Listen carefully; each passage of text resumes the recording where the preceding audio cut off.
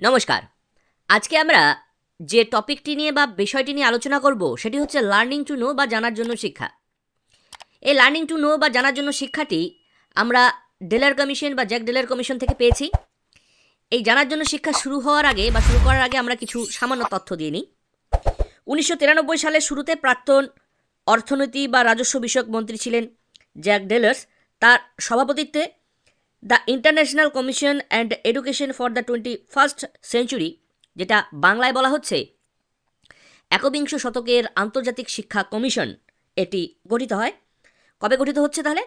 1993 খ্রিস্টাব্দে। এই কমিশনে কিছু দেশ ছিল। সেই দেশগুলো হচ্ছে Jordan, Japan, Portugal, Venezuela, Senegal, Bharat, যুক্তরাষ্ট্র, পোল্যান্ড, জিম্বাবুয়ে প্রভৃতি। এই কমিশনে নানা দিক পর্যালোচনা করে 1996 সালে যে প্রতিবেদনটি পেশ করে সেটি প্রতিবেদনটির নাম কি ছিল? Learning the treasure within. এই লার্নিং দ্য ট্রেজার উইদিন, এখানে শিক্ষার 4টি স্তম্ভের কথা বলা হচ্ছে। সেই 4টি স্তম্ভের মধ্যে আমরা একটি স্তম্ভ, যেটি জানার জন্য শিক্ষা বা লার্নিং টু নো, নিয়ে আজকে আলোচনা করব। উপরে দেখুন আমরা 4টি স্তম্ভ দিয়ে দিয়েছি, 4 পিলার অফ লার্নিং, শিক্ষার 4টি স্তম্ভ: জানার জন্য শিক্ষা, কর্মের জন্য শিক্ষা, একত্রে বসবাসের শিক্ষা, আর মানুষ হয়ে ওঠার শিক্ষা। আমরা শিক্ষা কেন গ্রহণ করব, শিক্ষা কিভাবে গ্রহণ করব তা নয়, শিক্ষা আমরা কেন গ্রহণ করব, কিসের কিসের জন্য শিক্ষা গ্রহণ করব, তার মধ্যে আজকে আমরা কোনো কিছু জানার জন্য শিক্ষা গ্রহণ করব, সেই বিষয়টি আজকে আমরা আলোচনা করব। Are learning to know, learning to do, learning to live together এবং লার্নিং টু বি হিউম্যান, এগুলো আমরা এক এক করে ভিডিও বানাবো।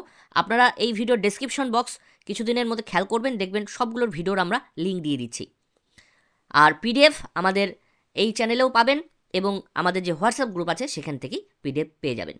তাহলে চলুন শুরু করছি, এবং আপনাদের কাছে একটা অনুরোধ, আমাদের চ্যানেলটিকে অবশ্যই সাবস্ক্রাইব করবেন, ভিডিওটি লাইক করবেন এবং অবশ্যই শেয়ার করবেন।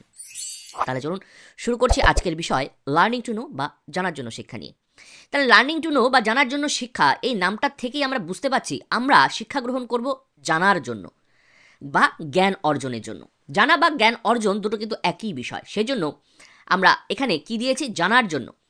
এখানে জানার জন্য শিক্ষা এবং জ্ঞানের জন্য শিক্ষা, দুটো নামই কিন্তু আমরা ব্যবহার করেছি, দুটো কিন্তু এক, আপনারা বুঝে নেবেন। তা লার্নিং টু নো বা জ্ঞানার্জনের জন্য শিক্ষা বলতে সেই শিখন প্রক্রিয়াকে বোঝায় যা শিক্ষার্থীকে বিশ্বজগতের নানা বস্তু সম্পর্কে জানতে সহায়তা করে। আমাদের এই পৃথিবীতে, সারা বিশ্ব ব্রহ্মাণ্ডে প্রচুর জিনিস আছে। আমরা কি জানতে চাই তার উপরে নির্ভর করেই কিন্তু আমাদের শিক্ষা কতটা হবে তা নির্ভর করে। আমরা যদি নাই জানতে চাই তাহলে সেই বিষয়ে আমরা কিভাবে জানব?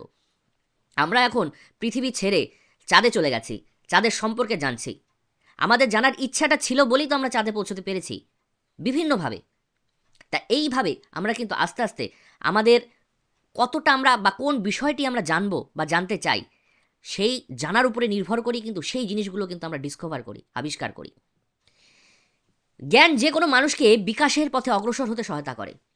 আমরা যত নলেজ গেন করব বা আমরা যত জানবো, আমরা তত উন্নত হব। আমাদের যদি কোনো জায়গার সম্পর্কে যদি আমাদের নলেজ না থাকে বা কোনো বিষয়ের প্রতি যদি আমাদের নলেজ না থাকে, অনেকেই দেখবেন এখন অনেক বয়স্ক লোকেরা আছে যারা মোবাইল ইউজ করতে পারে না।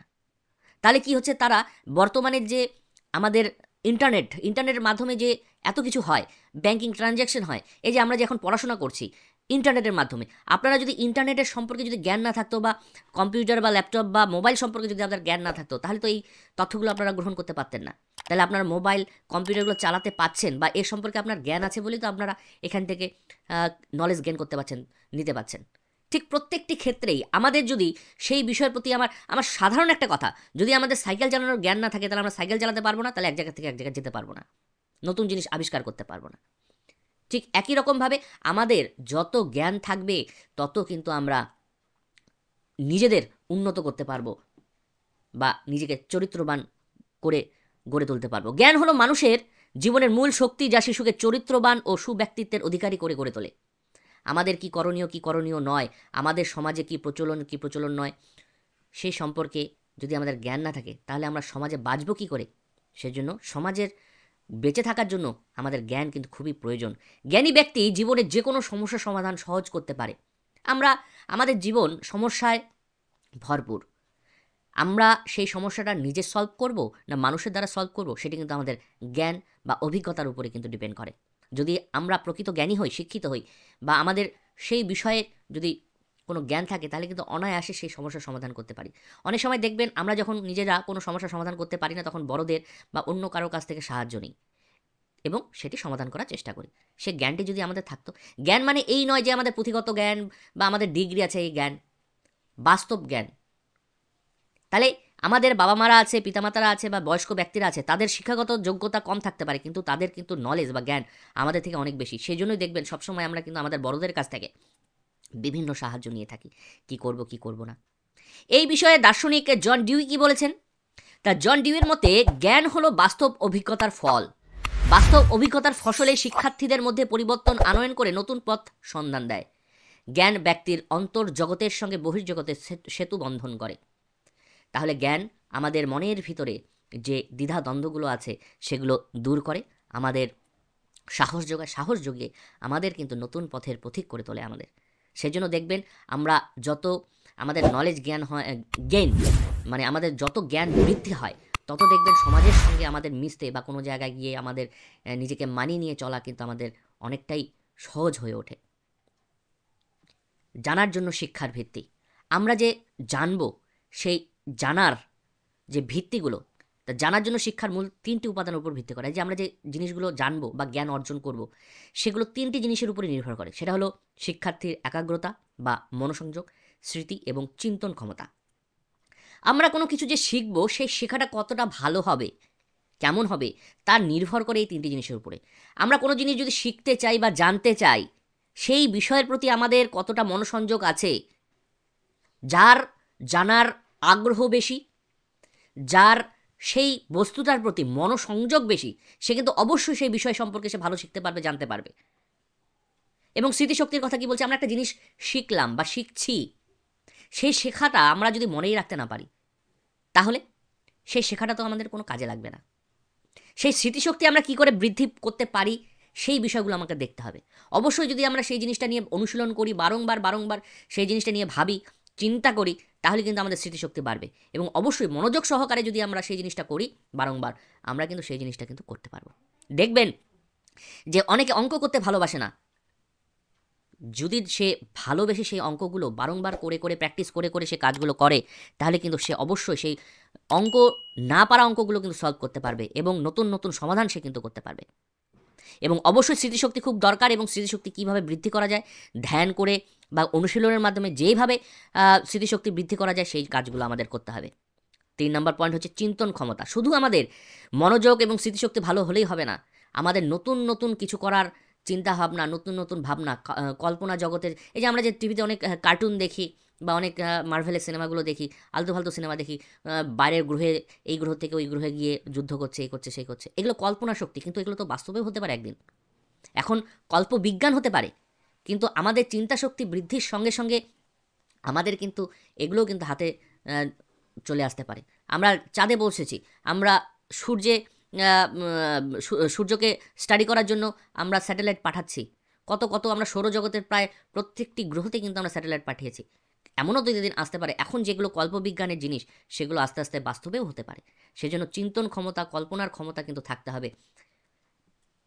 এবার আমরা জেনে নিই জ্ঞানার্জনের জন্য শিক্ষার প্রয়োজনীয়তা। আমরা জ্ঞান অর্জনের জন্য কেন শিক্ষা গ্রহণ করব? জ্ঞান অর্জন করে আমাদের কী লাভ, বা শিক্ষা গ্রহণ করে আমাদের কী লাভ? 1 নম্বর লাভ কি? ব্যক্তিকে আত্মনির্ভরতা অর্জনে সহায়তা করা। আমরা কিছু করতে পারবো, নিজে কিছু, আমাদের কি দরকার? খাদ্য, অন্ন, বস্ত্র, এগুলো কিন্তু খুবই ইম্পর্টেন্ট। তাহলে যদি আমাদের জ্ঞান না থাকে, আমাদের কে কাজ দেবে? 1 নম্বর সোজা সাপটা কথা, আমাদের জ্ঞান আমাদের কাজ করতে দেয়, কাজ করায়, সেখান থেকে আমরা অর্থ উপার্জন করতে পারি, করে নিজেরা আত্মনির্ভরশীল হয়ে উঠি। আমাদের যদি প্রকৃত জ্ঞান থাকে, এখন দেখবেন অনেক বেকার ছেলেমেয়েরা ঘুরে বেড়াচ্ছে, অনেক বেকার আছে, তাদের মধ্যে বেশিরভাগই দেখবেন অনেকে ট্যালেন্টেড আছে, নো ডাউট ট্যালেন্ট আছে, তার মধ্যে বেশিরভাগই দেখবেন কেউ টাকা পয়সা দিয়ে ট্রেনিং করছে, কেউ টাকা পয়সা দিয়ে ডিগ্রি অর্জন করছে, তার মধ্যে তো জ্ঞান নেই, তার কাছে ডিগ্রি থাকতে পারে, কিন্তু প্রকৃত জ্ঞানী ব্যক্তি কোনো সময় সে পিছনে পিছপা হবে না। সে অবশ্যই তার জ্ঞান দিয়ে, প্রকৃত জ্ঞান দিয়ে সে কিছু না কিছু অর্জন করবে। অবশ্যই এখানে সরকারের কিছু অবহেলার কারণে ছাত্রছাত্রীদের অসুবিধার সম্মুখীন হতে হয়, কিন্তু দেখবেন বেশিরভাগ ক্ষেত্রে যারা প্রকৃত জ্ঞানী তারা কিন্তু কোনো না কোনো কাজের সঙ্গে যুক্ত এবং তারা আত্মনির্ভরশীল। 2 নম্বর, জ্ঞান মানুষের স্বাধীন চিন্তার বিকাশ ঘটাতে সাহায্য করে। আমরা যত জ্ঞানী হব বা আমাদের নলেজ যত বাড়বে, তত কিন্তু আমাদের চিন্তন ক্ষমতা বাড়বে এবং আমরা যুক্তি তর্ক দিয়ে বোঝার চেষ্টা করব যে সেই জিনিসটা কোনটা সঠিক, কোনটি ব্যাঠিক। 3 নাম্বার, জ্ঞান প্রাকৃতিক পরিবেশের সঙ্গে সামাজিক পরিবেশের অভিযোজনে সহায়তা করে। জ্ঞান আমাদের কি করতে হচ্ছে, মোট কথা অভিযোজন করতে সহায়তা করে। অভিযোজন মানে কোনো একটি পরিবর্তনশীল পরিবেশে নিজেকে মানিয়ে নিয়ে চলা। আমরা কোনো একটি নতুন জায়গায় গেলাম, সেখানে গিয়ে নিজেকে মানিয়ে নিয়ে চলতে পারছি। কারণ কী কারণে আমরা মানিয়ে নিয়ে চলতে পারছি? সেই সম্পর্কে বা সেই জায়গা সম্পর্কে বা কার সঙ্গে কীভাবে মিশতে হয়, কোথায় কীভাবে থাকতে হয় না থাকতে হয়, সেই নলেজ বা জ্ঞানটি কিন্তু আমার আছে। সেজন্য কিন্তু সেখানে গিয়ে কিন্তু আমরা নিজেকে মানিয়ে নিয়ে চলতে পারছি। অনেকেই দেখবেন আপনাদের বন্ধু-বান্ধবীদের মধ্যে আছে কোনো একটি নতুন পরিবেশে গিয়ে নিজেকে মানিয়ে নিতে পারে না। আবার কেউ দেখবেন প্রথম গিয়েই সবার সঙ্গে বন্ধুত্বপূর্ণ স্বভাব বা সবার সঙ্গে খুব সুন্দর মিলেমিশে চলতে পারছে। তাহলে বুঝতে হবে যে পাচ্ছে এবং যে পাচ্ছে না তার মধ্যে কিন্তু নলেজ বা জ্ঞানের কিন্তু সমস্যা আছে কিছু। 4 নাম্বার, জ্ঞান মানুষকে সমস্যা থেকে মুক্তির পথ নির্দেশ করে। আমরা বিভিন্ন সমস্যার সম্মুখীন হই।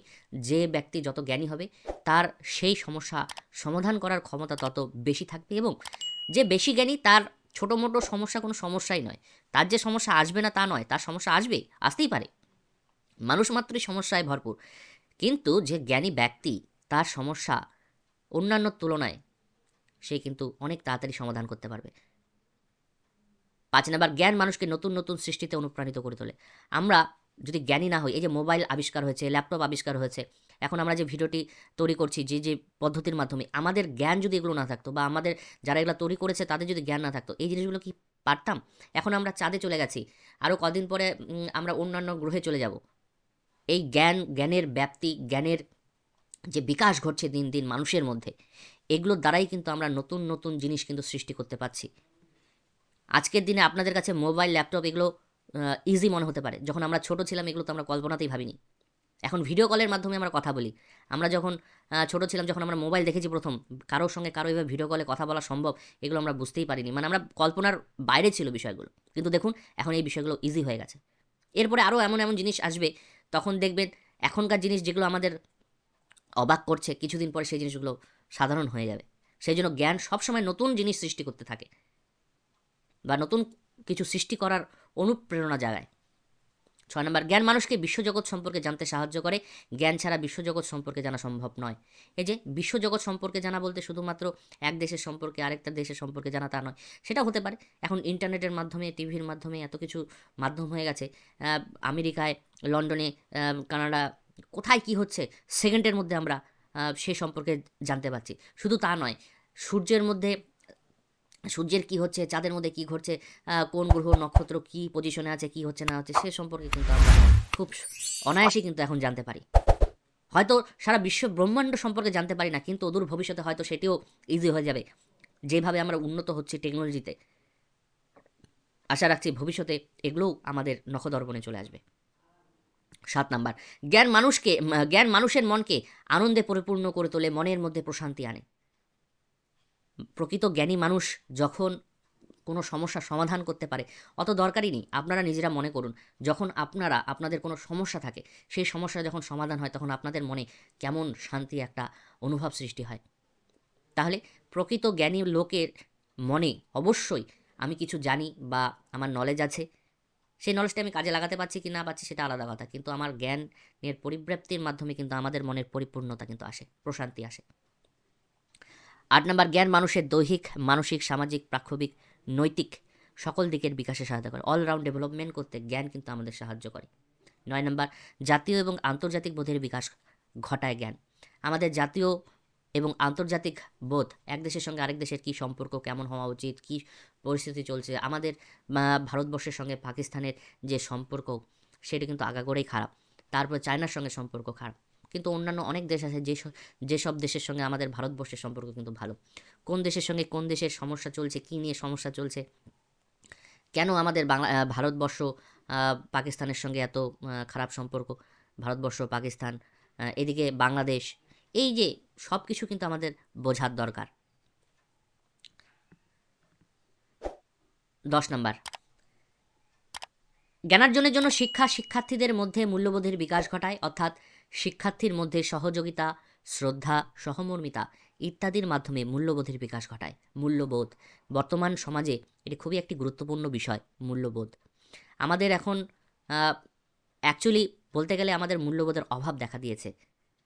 একজন ভিখারিকে আমরা ভিক্ষা দিই না, একজন অসুস্থ ব্যক্তিকে আমরা হয়তো অনেকেই সাহায্য করি, বা অনেকেই কিন্তু আমরা দূর থেকে দেখি যে একজন অসুস্থ বা সমস্যায় পড়েছে, তাকে কিছু সাহায্য করব, আমরা সবসময় ভয় পাই যে তাকে সাহায্য করতে গেলে আমরা বিপদে পড়তে পারি। এটা অবশ্যই ঠিক যে কিছু কিছু ক্ষেত্রে সাহায্য করতে গিয়ে আমরা অবশ্যই বিপদে পড়ি, কিন্তু দেখবেন বেশিরভাগ ক্ষেত্রে আমাদের সমাজের বর্তমান রাজনৈতিক পরিস্থিতি এমন হয়ে দাঁড়িয়েছে যে আমাদের মূল্যবোধের কিন্তু অভাব দেখা দিচ্ছে। তবুও প্রকৃত যারা জ্ঞানী ব্যক্তি, যারা মূর্খ ব্যক্তি, তাদের কিন্তু অনায়াসেই কিন্তু আমরা ম্যানিপুলেট করতে পারবো বিভিন্ন ভুলভাল বুঝিয়ে। কিন্তু যে প্রকৃত জ্ঞানী মানুষ, সে কিন্তু সব কিছু দেখে শুনে বুঝে বিশ্লেষণ করে তারপর কিন্তু সে কিন্তু সেই বিষয়গুলো কিন্তু চিন্তাভাবনা করবে। এই যে কাস্টের যে সমস্যা, ধর্মের এক ধর্মের সঙ্গে আরেক ধর্মের লোকের যে সমস্যা, এগুলো কিন্তু প্রকৃত জ্ঞানী ব্যক্তিদের কিন্তু কোনো সমস্যা করে না। যারা মূর্খ লোক, যারা পিছিয়ে পড়া, যারা শিক্ষায় আলোয় পৌঁছয়নি, যাদের জ্ঞান কম, তাদের মধ্যে কিন্তু এই জিনিসগুলো দেখবেন খুব বেশি। কিছু একটা হলো, হই হই রই রই করে বেরিয়ে পড়লো মারামারি ঝগড়াঝাটি করার জন্য। এই যে রাজনৈতিক যে হিংসামগুলো দেখবেন, সব কিছু দেখবেন কিন্তু যারা প্রকৃত শিক্ষিত ব্যক্তিরা তারা কিন্তু এক জায়গায় বসে থাকে চুপচাপ, আর যারা অশিক্ষিত লোক, যারা কিছু বোঝে না, তারাই হই হই লাঠালাঠি মারামারি বোমাবুমি যা খুশি করে। সেই জন্য শিক্ষা কিন্তু খুব দরকার। প্রত্যেকটি ব্যক্তি যদি শিক্ষিত হয় তাহলে দেখবেন সমাজ অটোমেটিক্যালি কিন্তু ভালো, মানে সমাজের উন্নত হবে। প্রত্যেকটি মানুষ যদি শিক্ষিত হয়, এই খুনাখুনি মারামারি এই জিনিসগুলো কিন্তু দূর হবে। সেজন্য বলা হচ্ছে জ্ঞানার্জনের জন্য শিক্ষা শিক্ষার্থীদের মধ্যে মূল্যবোধের বিকাশ ঘটায়। শিক্ষার্থী মানে এই নয় যারা স্কুলে কলেজে পড়ে, আমরা সবাই শিক্ষার্থী। যারা যে কিছুই শিখি না কেন তারা সবাই শিক্ষার্থী। জ্ঞান, সহযোগিতা, শ্রদ্ধা, সহমর্মিতা ইত্যাদির মধ্যে কিন্তু মূল্যবোধের তৈরি করে। 11 নম্বর, জ্ঞান মানুষের মনের গভীরে অভিনবত্বে চেতনার উন্মেষ ঘটায়। জ্ঞান মানুষের মনের গভীরে নতুন কিছু তৈরি করা বা চেতনা যে সৃষ্টি, সেটা কিন্তু করে। 12 নম্বর এবং সর্বশেষ পয়েন্ট, সুখ শান্তির পথ প্রদর্শক হলো জ্ঞান। জ্ঞান জীবনের যাত্রাপথে অশান্তিকে সরিয়ে শান্তি আনে, দুঃখকে সরিয়ে সুখ আনে, বিচ্ছেদ সরিয়ে মিলনে সেতুবন্ধন রচনা করে। অবশ্যই। এবার আমাদের পয়েন্ট হচ্ছে জ্ঞান অর্জনের শিক্ষা বিস্তার করাতে বিদ্যালয়ের ভূমিকা। জ্ঞান অর্জন করবে তার বিস্তারের জন্য বিদ্যালয় কী ভূমিকা গ্রহণ করে, কীভাবে এই নলেজ বা জ্ঞানগুলো আমরা শিক্ষার্থীদের কাছে পৌঁছে দিতে পারি, তার 1 নম্বর পয়েন্ট হচ্ছে স্মৃতিশক্তির বিকাশ সাধন। শিক্ষার্থীরা স্মৃতিশক্তি কীভাবে বিকাশ ঘটাবে সেজন্য অনেক সময় দেখবেন আপনারা পড়েছেন ইন্দ্রিয় প্রশিক্ষণ। ইন্দ্রিয় প্রশিক্ষণের মাধ্যমে কিন্তু আমরা শিক্ষার্থীদের স্মৃতিশক্তির বিকাশ সাধন করতে পারি। তাহলে কি হবে, শিক্ষার্থীরা যা শিখছে তা মনোযোগ দিয়ে ভালোভাবে বেশি বেশি শিখতে পারবে, জানতে পারবে, বুঝতে পারবে। 2 নম্বর, চিন্তা শক্তির বিকাশ সাধন। আমরা সিলেবাসে বা শিক্ষা ব্যবস্থার মধ্যে পাঠ্যক্রমের মধ্যে এমন কিছু জিনিস ইমপ্লিমেন্ট করব বা এমনভাবে শিক্ষার্থীদের সামনে উপস্থাপন করব যাতে শিক্ষার্থীদের চিন্তা শক্তির বিকাশ সাধন ঘটে এবং তারা নতুন নতুন চিন্তা করতে পারে। নতুন নতুন চিন্তা করলে কী হবে, নতুন নতুন জিনিস আবিষ্কার করার যে একটা চাহিদা, আনন্দ, সেটি কিন্তু তাদের মধ্যে দেখা দেবে। 3 নম্বর, মনোযোগ বৃদ্ধি করতে শেখানো। শিক্ষার্থীদের খালি বই পড়িয়ে গেলাম, খালি নোটস প্রোভাইড করলাম, তাহলে হবে না। শিক্ষার্থীদের মনোসংযোগ বৃদ্ধি করতে বিভিন্ন কাজ করতে হবে।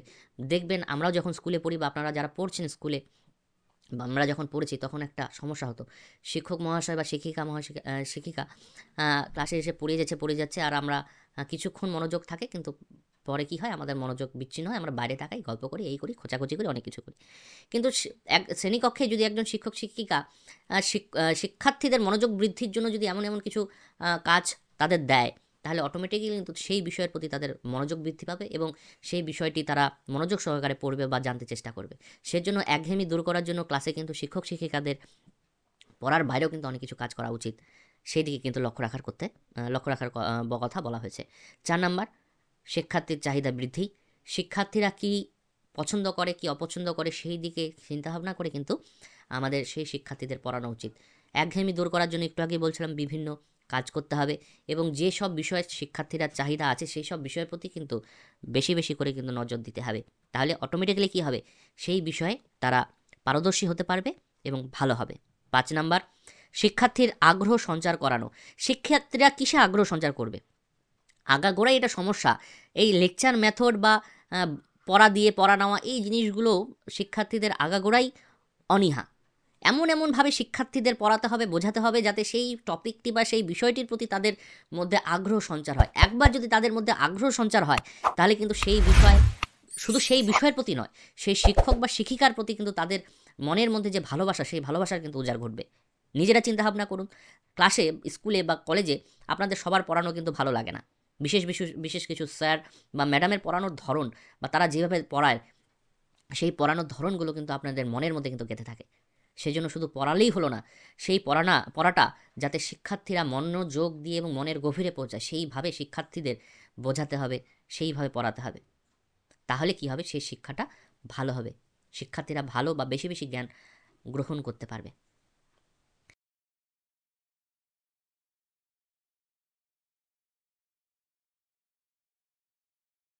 নমস্কার, আজকে আমরা ডেলার কমিশনে যে শিক্ষার 4টি স্তম্ভ, 4 পিলার অফ লার্নিংয়ের কথা জেনেছি, সেখান থেকে একটি স্তম্ভ লার্নিং টু ডু বা কর্মের জন্য শিক্ষা, এটি নিয়ে আলোচনা করব। শিক্ষার যে 4টি স্তম্ভগুলো ছিল সেগুলো হলো কি, জানার জন্য শিক্ষা, লার্নিং টু নো; কর্মের জন্য শিক্ষা, লার্নিং টু ডু; একত্রে বসবাসের শিক্ষা, লার্নিং টু লিভ টুগেদার; মানুষ হয়ে ওঠার শিক্ষা, লার্নিং টু বি হিউম্যান।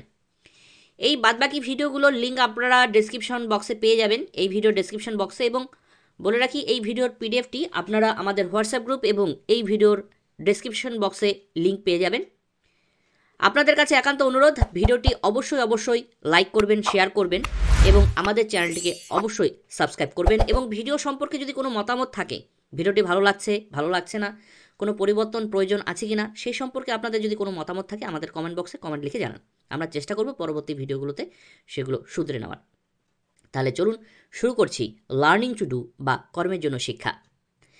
আমরা নাম থেকেই বুঝতে পারছি যে কর্মের জন্য শিক্ষা, এখানে কাজকর্মর কথা কিছু আসবে বা কোনো কিছু শেখার কথা আসবে। তাহলে দেখে নিই কী বলেছে এখানে।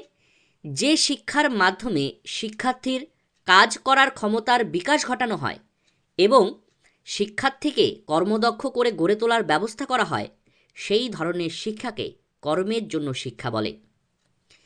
তাহলে আমরা যে শিক্ষা গ্রহণ করে কোনো বৃত্তিমূলক কাজে বৃত্তিমূলক কাজে দক্ষ হয়ে উঠব বা বৃত্তিমূলক কাজ করার সামর্থ্য অর্জন করব, সেই শিক্ষাটাকে বলা হচ্ছে কর্মের জন্য শিক্ষা।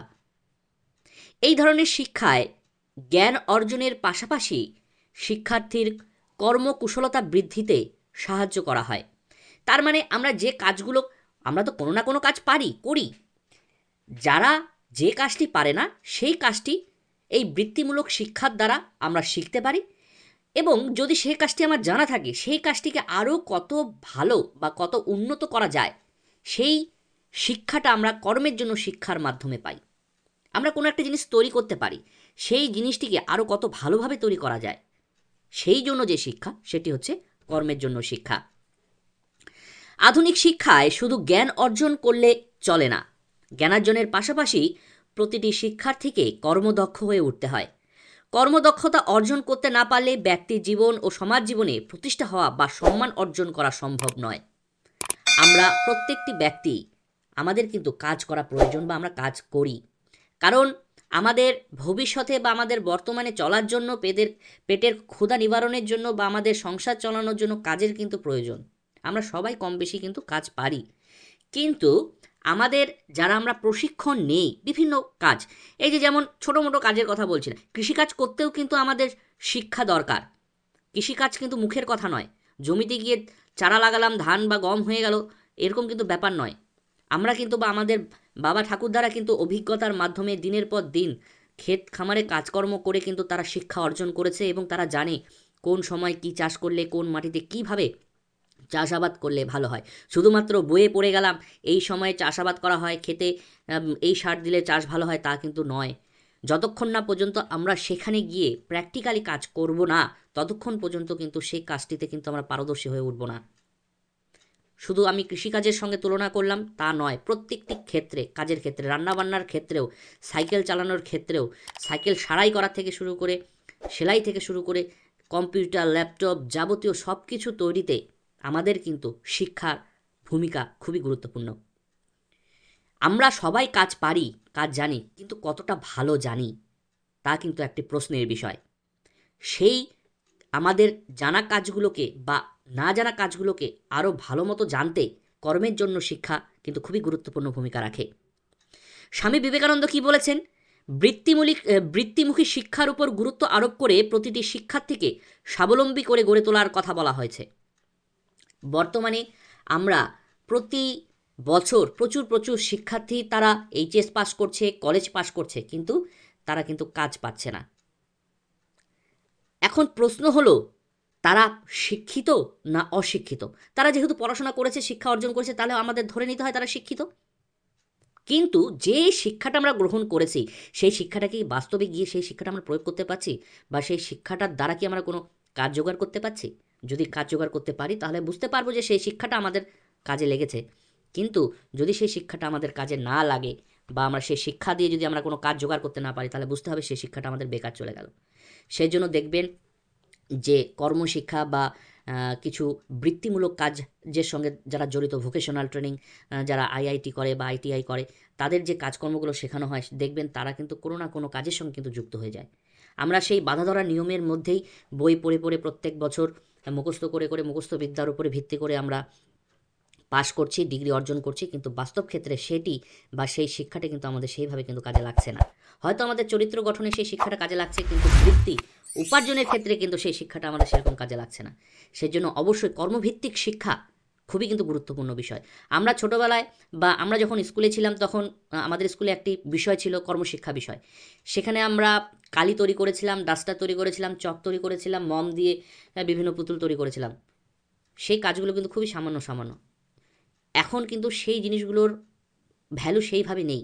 বর্তমানে যেই জিনিসগুলো আমাদের সমাজে বেশি প্রচলিত, যে কাজগুলো বেশি প্রচলিত, সেই ধরনের শিক্ষা যদি আমরা স্কুলে পাই, প্রত্যেকটি স্কুলে পাই বা বিদ্যালয়ে পাই, তাহলে কিন্তু সেই শিক্ষা গ্রহণ করে শিক্ষার্থী কী করতে পারবে? বাস্তবে গিয়ে সেই তার জ্ঞান দ্বারা কিছু করে খেতে পারবে, উপার্জন করতে পারবে। সেজন্য বিভিন্ন স্কুলে ভোকেশনাল এডুকেশনের মতো কিন্তু বিভিন্ন শিক্ষা চালু করা হয়েছে।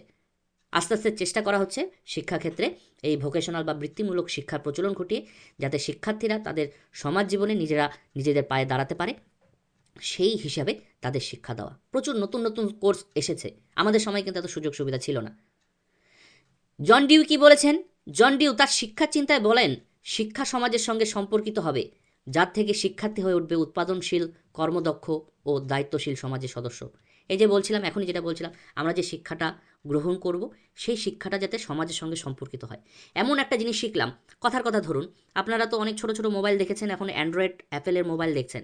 অ্যান্ড্রয়েড অ্যাপেলের মোবাইলের ক্ষেত্রে যদি আমরা এখন সেই পুরনো আমলের, মান্ধাতা আমলের যদি মোবাইলের সারানোর টেকনিক শিখি শুধুমাত্র, তাহলে কিন্তু সেই শিক্ষাটা আমাদের কিন্তু অধুরা থেকে যাবে, অসমাপ্ত থেকে যাবে। সেই মোবাইল সারাই করার যে শিক্ষার সঙ্গে সঙ্গে আমার অ্যান্ড্রয়েড ফোন, বড় বড় মোবাইল, টেলিফোন, কম্পিউটার সব কিছু শিক্ষা যদি আমি গ্রহণ করি, তাহলে কী হবে? আমি একটা যদি দোকান দেই বা কোনো কোম্পানির আন্ডারে যদি আমি কাজ করি, তাহলে কিন্তু আমি অনেক অনেক কাজ পাবো। কিন্তু যে জিনিসটি আমাদের সমাজে প্রচলন আছে, সেই সমাজের প্রচলিত জিনিসটি বাদ দিয়ে যেটি এখন আমাদের কোনো প্রয়োজন নেই, সেই জিনিসটি যদি আমরা শিখি, শুধুমাত্র সেই জিনিসটি যদি শিখি, তাহলে কিন্তু সেই শিক্ষাটা আমাদের অতটা গ্রহণযোগ্য হবে না। সেজন্য মনে রাখতে হবে, আমাদের শিক্ষার্থীদের আমরা সেই ধরনের শিক্ষা দেব যেটা সমাজের সঙ্গে সম্পর্কিত, সেই শিক্ষাটা গ্রহণ করে সমাজে গিয়ে কিছু করে খেতে পারে। কর্মের জন্য শিক্ষার ভিত্তি, এই শিক্ষাকে চারটি বিভিন্ন দিক থেকে বিশ্লেষণ করে ভাগ করা হয়েছে। 1 নম্বর হলো শারীরিক শিক্ষা বা দৈহিক কাজের শিক্ষা। এই শিক্ষার মূল লক্ষ্য হলো শিক্ষার্থীর শারীরিক বিকাশ ও সুস্বাস্থ্য গঠনে সহায়তা করা। 2 নম্বর বৌদ্ধিক শিক্ষা বা জ্ঞানমূলক কার্যের শিক্ষা। কর্মের মাধ্যমে শিক্ষার্থীর স্বাধীন চিন্তার বিকাশ ঘটে এবং তার মধ্যে আত্মবিশ্বাস গড়ে ওঠে। অবশ্যই আমরা যখন নিজে কিছু করতে পারি, নিজেরা করতে পারলেই আমরা কিন্তু আমাদের মনের মধ্যে কিন্তু একটি আত্মবিশ্বাস জাগ্রত হয় যে না, আমাদের দ্বারা সম্ভব। এবং যখন আমরা কিছু কাজ নিজের থেকে করতে পারি, তখন আস্তে আস্তে আমরা চেষ্টা করি এর থেকে আরও নতুন কিছু করতে পারবো কিনা। সেজন্যই বলা হচ্ছে এখানে স্বাধীন চিন্তার বিকাশ। আমাদের মনের মধ্যে যদি আত্মবিশ্বাস জাগ্রত হয়, অবশ্যই আমাদের চিন্তা শক্তি কিন্তু বা চিন্তাভাবনা কিন্তু বৃদ্ধি পাবে অটোমেটিক্যালি। 3 নাম্বার সামাজিক কাজের শিক্ষা। এই শিক্ষার উদ্দেশ্য হলো শিক্ষার্থীর সামাজিক চেতনার বিকাশ ঘটানো এবং কুসংস্কার, অপসংস্কৃতির যে বিষয়গুলো সেগুলো হলো দূর করা। এছাড়া শিক্ষার্থীকে নানা সেবামূলক কাজে উদ্বুদ্ধ করা সামাজিক শিক্ষার কাজ। এই শিক্ষার দ্বারা আমরা বাস্তব সমাজকে চিনতে চেষ্টা করব এবং সমাজের কুসংস্কার অপসংস্কৃতি কিন্তু আস্তে আস্তে দূর হবে। যে কোনো শিক্ষার মাধ্যমেই কিন্তু কুসংস্কার অপসংস্কৃতি আমরা কিন্তু দূর করতে পারি। 4 নাম্বার নান্দনিক শিক্ষা বা সৌন্দর্যমূলক কাজের শিক্ষা। এই শিক্ষার উদ্দেশ্য হলো বিভিন্ন ধরনের সৃজনমূলক কাজের মধ্য দিয়ে শিক্ষার্থীর সৃজনশীলতার প্রতিভার বিকাশ ঘটানো। প্রথমে দিকেই বলছিলাম আমরা যে কাজগুলো পারি বা যে কাজগুলো পারি না, যে কাজগুলো পারি না সেই কাজগুলো আমরা শিখব, আর যে কাজগুলো আমরা পারি সেই কাজগুলো যাতে আরও সুন্দরভাবে করতে পারি, ভালোভাবে করতে পারি, এই শিক্ষার দ্বারা কিন্তু সেটি সম্ভব। কর্মের জন্য শিক্ষার প্রয়োজনীয়তা। আমরা যে কর্মের জন্য শিক্ষা, এটা কেন গ্রহণ করব? 1 নাম্বার কি বলেছে, এই শিক্ষা শিক্ষার্থীকে বর্তমান বিশ্বের কর্মজগৎ এবং তার বিবর্তন সম্পর্কে ধারণা দেয়। একটু আগেই বলছিলাম মোবাইলের ম্যানুফ্যাকচারিং, মোবাইল সারাই করার বিষয়টা নিয়ে। আমাদের যদি এই শিক্ষাটা থাকে বা কর্মের জন্য শিক্ষা থাকে, তাহলে বিশ্ব ব্রহ্মাণ্ড মানে সারা বিশ্বে কি নতুন নতুন তৈরি হচ্ছে, কোন কোন সেক্টর তৈরি হচ্ছে নতুন নতুন, সেই সব সম্পর্কে আমাদের ধারণা থাকবে। আর সমাজ চাহিদা সদা পরিবর্তনশীল। এই পরিবর্তনশীল পরিবেশে নিজেকে টিকে থাকার জন্য কিন্তু আমাদের কর্মভিত্তিক যে শিক্ষা, এটা কিন্তু আমাদের প্রয়োজন। কারণ আমরা যদি নাই জানি আমাদের সারা বিশ্বে কী ঘটছে, যেমন আমাদের ভারতবর্ষে বিশেষ করে পশ্চিমবঙ্গে কম্পিউটার খুব দেরিতে ঢুকেছে, তার ফলে আমাদের কিন্তু সমাজে কম্পিউটার শিক্ষার থেকে আমরা অনেকটা পিছিয়ে গেছি। অনেক কিছু সরকারের বা সমাজের হাত থাকে আমাদের সমাজকে আমরা কিভাবে এগিয়ে নিয়ে যাব, সেক্ষেত্রে কম্পিউটারের ক্ষেত্রে আমরা কিন্তু পিছিয়ে গেছি একটি সময় রাজনৈতিক কারণে। আমাদের শিক্ষা ব্যবস্থায় কম্পিউটারকে ঢুকতে দেওয়া হয়নি বা আমাদের সিস্টেমে কম্পিউটারকে ঢুকতে দেওয়া হয়নি বেশ কিছু বছর, তার ফলে কিন্তু আমরা এই কম্পিউটার শিক্ষা থেকে কিন্তু পিছিয়ে গেছি। কিন্তু বিশ্বজগতের সঙ্গে সামঞ্জস্য রেখে যদি আমরা শিক্ষাক্ষেত্রে যদি আগের থেকেই আমরা কম্পিউটারের মতো, এখন বিভিন্ন দেশে বিভিন্ন জায়গায় স্মার্ট ক্লাসের ব্যবস্থা করা হয়েছে, কিন্তু আমরা এখনও কিন্তু সেই দিক থেকে পিছিয়ে আছি। সে বিভিন্ন কারণে পিছিয়ে থাকতে পারি, আমরা আর্থিক কারণ থাকতে পারে, আমাদের সরকারের আর্থিক সমস্যার কারণে এরকম হতে পারে, আরও অনেক কিছু থাকতে পারে। কিন্তু আমাদের সমাজের সঙ্গে সঙ্গে বিশ্ব প্রকৃতি যেভাবে পরিবর্তন হচ্ছে তার সঙ্গে আমাদের কিন্তু একসাথে চলা উচিত, নাহলে কিন্তু আমরা পিছিয়ে পড়ব। 2 নাম্বার কি বলছে, কর্ম সম্পাদনের মাধ্যমে শিক্ষার্থীর মধ্যে কর্মস্পৃহা বৃদ্ধি পায়। কর্মস্পৃহা শিক্ষার্থীকে উজ্জীবিত করে, তাকে আরও বেশি উৎপাদনশীল করে তোলে, ফলে তার আত্মপ্রত্যয় বৃদ্ধি পায়। অবশ্যই আমরা যদি কোনো কাজ শিখি তাহলে কিন্তু আমাদের মধ্যে কাজ করার যে ইচ্ছা, সেটা কিন্তু আস্তে আস্তে বৃদ্ধি পায় এবং আমাদের যে আত্মবিশ্বাস, এগুলো কিন্তু আস্তে আস্তে জাগ্রত হয়, বেশি বেশিভাবে জাগ্রত হয়, বা আমরা কিছু করতে পারবো তার যে মনোভাব, এটা কিন্তু সবসময় আমাদের মধ্যে থাকে। নাহলে আমরা কী হয়, ডিপ্রেশনে চলে যাব যদি আমাদের কাজ না জানা থাকে। 3 নাম্বার, এই শিক্ষা শিক্ষার্থীদের মধ্যে দলবদ্ধ হয়ে কাজ করার অভ্যাস গড়ে তোলে। এই ধরনের কাজ থেকে পারস্পরিক সহযোগিতা, ভ্রাতৃত্ববোধ, ঐক্য প্রভৃতি গুণগুলির বিকাশ ঘটে। কর্মের জন্য শিক্ষা একা একা হয় না, বিভিন্ন লোকের সঙ্গে মিলেমিশে এই শিক্ষা বা কোনো কাজ করতে হয় বা কোনো কিছু তৈরি করতে হয়। সেজন্য একসাথে কাজ করতে করতে বা একসঙ্গে শিখতে শিখতে আমাদের নিজেদের মধ্যে একটা যে দলবদ্ধভাবে কাজ করার যে স্পৃহা, এটি জাগ্রত হয়। তার ফলে সহযোগিতা, ভ্রাতৃত্ববোধ, একে অপরের প্রতি ভালোবাসা, এগুলো কিন্তু জাগ্রত হয়। 4 নাম্বার, এই শিক্ষা বহু শিক্ষার্থীদের মধ্যে বহু ধরনের সৃজনশীল গুণের বিকাশ ঘটায়। অবশ্যই আমরা নতুন নতুন জিনিস নতুনভাবে তৈরি করতে শিখতে পারি। 5 নাম্বার, এই শিক্ষায় শিক্ষার্থীদের ব্যক্তিত্বের বিকাশ ঘটে, ফলে তারা যে কোনো ধরনের পরিস্থিতির মোকাবিলা করার মতো যে কোনো শিক্ষায় যদি আমরা শিক্ষিত হই, যত বেশি আমরা শিক্ষিত হব বা যত জিনিস সম্পর্কে আমাদের ধারণা থাকবে, তাতে কি হবে, আমরা যে কোনো সমস্যার সম্মুখীন কিন্তু আমরা হতে পারবো। সেজন্য আমাদের মনের মধ্যে একটা আত্মবিশ্বাস থাকবে, যে কোনো কাজই দেখ না কেন আমরা পারবো করতে। 6 নাম্বার, এই শিক্ষা শিক্ষার্থীদের মধ্যে নানা কৌতূহল বৃদ্ধি করে, ফলে শিক্ষার্থীরা বিভিন্ন ধরনের কাজের প্রতি আকৃষ্ট হয়। 7 নাম্বার, এই শিক্ষায় শিক্ষার্থীকে সক্রিয়ভাবে কাজে অংশ নিতে এবং পাশাপাশি ভবিষ্যৎ জীবনে বৃত্তি নির্বাচনে সহায়তা করে। আমরা স্কুল কলেজে যদি বিভিন্ন ধরনের বৃত্তিমূলক শিক্ষা পাই, তাহলে কি হবে, আমরা ভবিষ্যতে গিয়ে কী করব কি করব না, কোথা থেকে আমরা শিক্ষা কেন গ্রহণ করি? প্রথমত আমরা শিক্ষা গ্রহণ করি আমাদের জ্ঞান বৃদ্ধি করার জন্য। দ্বিতীয়ত আমরা ভবিষ্যৎ জীবনে সেই শিক্ষাটার দ্বারা যাতে কিছু উপার্জন করতে পারি। আলটিমেটলি কী করব, আমরা শিক্ষা গ্রহণ করব আমাদের পেটের ভাত যাতে জোগাড় হয় বা আমরা সমাজে ভালো মতো বেঁচে থাকতে পারি, তার দিকে চিন্তা করি তো আমরা শিক্ষা গ্রহণ করি, তাই না? তাহলে আমরা যে কাজটি শিখব, সেই কাজটা যাতে আমাদের ভবিষ্যৎ মানে জীবনে কোনো বৃত্তি নির্বাচনে যদি সহায়তা করে, তাহলে খুব ইজি হয়ে যায় আমাদের জীবনে। যে শিক্ষাটা শিখছি সেই শিক্ষাটা গ্রহণ করার সঙ্গে সঙ্গে বা সেখান থেকে বেরোনোর সঙ্গে সঙ্গে আমরা কোনো কাজ পেয়ে যাচ্ছি। 8 নাম্বার, এই শিক্ষা শিক্ষার্থীকে হাতে কলমে নানা ধরনের কাজ করতে শেখায়। এর ফলে শিক্ষার্থী কাজকে ভালোবাসতে শেখে এবং শ্রমের প্রতি শ্রদ্ধাশীল হয়। অবশ্যই যে কাজগুলো আমরা নিজের হাতে তৈরি করি তার প্রতি কিন্তু আলাদা ভালোবাসাই থাকে। 9 নাম্বার, এই শিক্ষা শিক্ষার্থীর দৈহিক বিকাশকে নানাভাবে সাহায্য করে। কীভাবে দৈহিক বিকাশকে সাহায্য করে?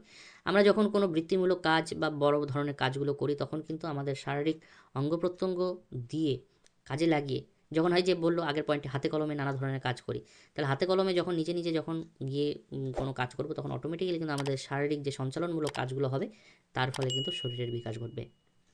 10 নাম্বার, কর্মের জন্য শিক্ষা মানুষকে উৎপাদনশীল হতে সাহায্য করে।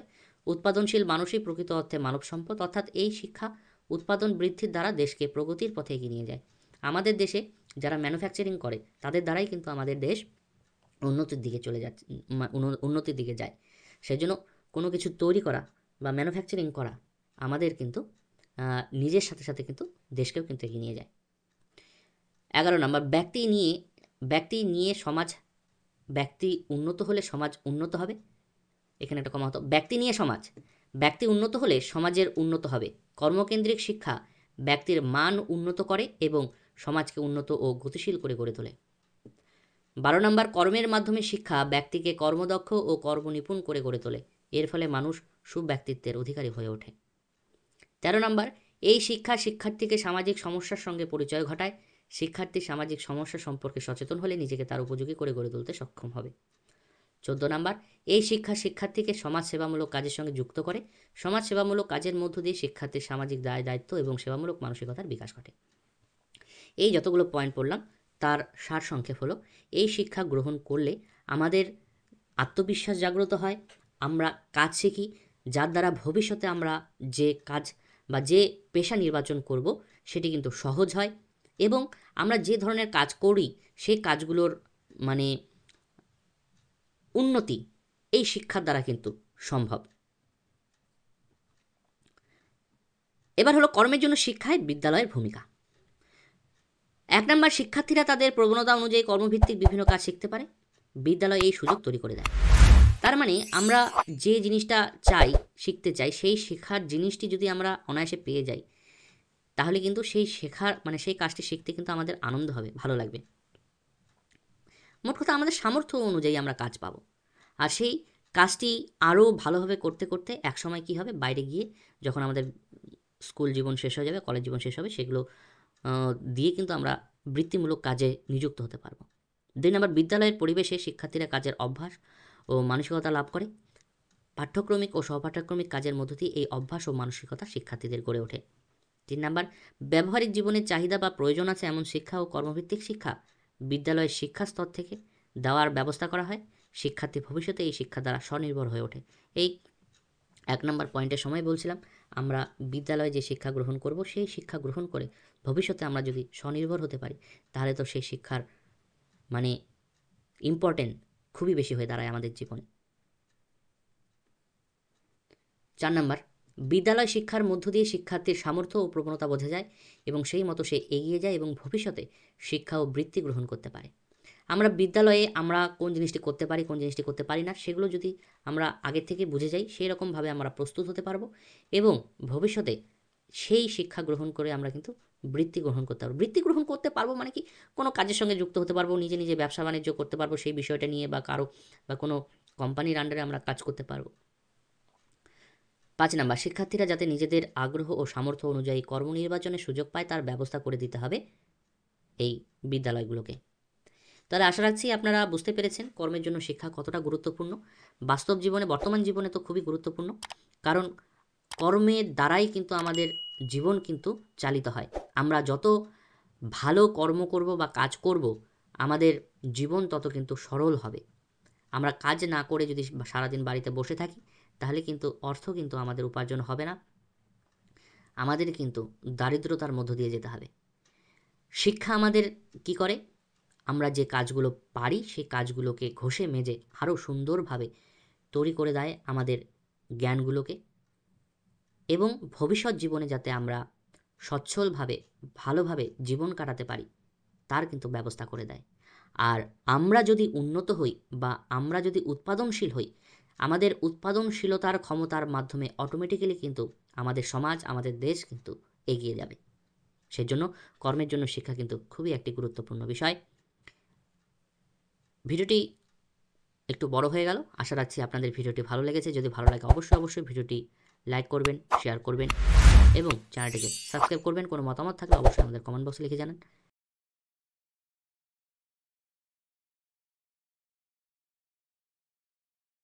নমস্কার, আজকে আমরা ডেলার কমিশন থেকে আলোচনা করব একত্রে বসবাসের শিক্ষা বা লার্নিং টু লিভ টুগেদার নিয়ে। আমরা ডেলার কমিশনের প্রতিবেদনে আমরা শিক্ষার 4টি স্তম্ভ বা 4 পিলার অফ লার্নিংয়ের কথা জেনেছি। সেই 4টি স্তম্ভ কী কী ছিল? জানার জন্য শিক্ষা, লার্নিং টু নো; কর্মের জন্য শিক্ষা, লার্নিং টু ডু; একত্রে বসবাসের শিক্ষা, লার্নিং টু লিভ টুগেদার; এবং মানুষ হয়ে ওঠার শিক্ষা, লার্নিং টু বি হিউম্যান। এই 4টি স্তম্ভের মধ্যে থেকে আজকে আমরা একত্রে বসবাসের শিক্ষা বা লার্নিং টু লিভ টুগেদার নিয়ে আলোচনা করব। চলুন শুরু করছি। ভিডিওর শুরুতে আপনাদের কাছে একান্ত অনুরোধ, আমাদের এই ভিডিওটিকে লাইক করবেন, শেয়ার করবেন এবং চ্যানেলটি আপনারা সাবস্ক্রাইব করছেন না, আপনাদের কাছে অনুরোধ অবশ্যই চ্যানেলটিকে সাবস্ক্রাইব করুন এবং আমাদের ভিডিও সম্পর্কে বা চ্যানেল সম্পর্কে যদি কোনো মতামত থাকে অবশ্যই আমাদের কমেন্ট বক্সে লিখে জানান। আমরা পরবর্তী ভিডিওগুলোতে তা পরিবর্তন করার চেষ্টা করব। তাহলে চলুন শুরু করছি একত্রে বসবাসের শিক্ষা। যে শিক্ষা পরস্পরের সঙ্গে হিংসা বিদ্বেষ ভুলে মিলেমিশে থাকার শিক্ষা দেয়, যার পথ ধরে বিশ্ব ভ্রাতৃত্ববোধের প্রসার ঘটে এবং সম্প্রদায়গত বিচ্ছিন্নতা জাতিগত বিভেদ থেকে মুক্ত করে সহযোগিতার মনোভাব গড়ে তোলে, তাই হলো একত্রে বসবাসের শিক্ষা। এই শিক্ষার মাধ্যমে মানুষের মধ্যে মানুষের সংঘাত, গৃহযুদ্ধ, সন্ত্রাসবাদ দূর করা যায়। আমরা একত্রে বসবাসের শিক্ষা কেন গ্রহণ করব? এই যে বললাম, এই শিক্ষা গ্রহণ করার কারণটি হলো আপনারা আজকে এখন টিভি বা নিউজ চ্যানেল খুললেই আপনারা দেখবেন এক দেশের সঙ্গে আরেক দেশের যুদ্ধ চলছে। ধরুন আমাদের ভারতবর্ষের কথাই ধরুন, ভারতের সঙ্গে চীন, ভারতের সঙ্গে পাকিস্তান, এদের কিন্তু সমস্যা লেগেই আছে এক দেশের সঙ্গে এক দেশের। শুধু এক দেশের সঙ্গে এক দেশের নয়, আপনাদের এলাকায় দেখুন এক ধর্মের ব্যক্তির সঙ্গে আরেক ধর্মের ব্যক্তি, কোনো জায়গায় এক জাতির সঙ্গে আরেক জাতি, উচ্চ বর্ণর সঙ্গে নিম্ন বর্ণ, কোনো না কোনো সমস্যা লেগেই আছে। সর্বোপরি আমরা যদি নিজেদের পরিবারের মধ্যে চিন্তাভাবনা করি, আমাদের ভাইদের মধ্যে ভাইদের সম্পর্ক বা এক আত্মীয়ের সঙ্গে আরেক আত্মীয়ের সম্পর্ক দিন দিন কিন্তু খারাপের দিকে যাচ্ছে। এর পিছনে প্রচুর কারণ থাকতে পারে। বিশেষ করে আমাদের চাহিদা, আমরা কি চাই, কি চাহিদা, আর্থিক নাকি অন্য কিছু সম্পত্তিগত, সব কিছু নিয়ে কিন্তু আমাদের মধ্যে আজকে বিভেদ তৈরি হয়েছে। শুধু আজকে নয়, যুগ যুগ ধরে চলছে। কেন এই সমস্যা দেখা দিচ্ছে? নিশ্চয়ই এর কোনো কারণ আছে, কিছু অভাববোধ। তার জন্যই এসেছে কিন্তু একত্রে বসবাসের শিক্ষা।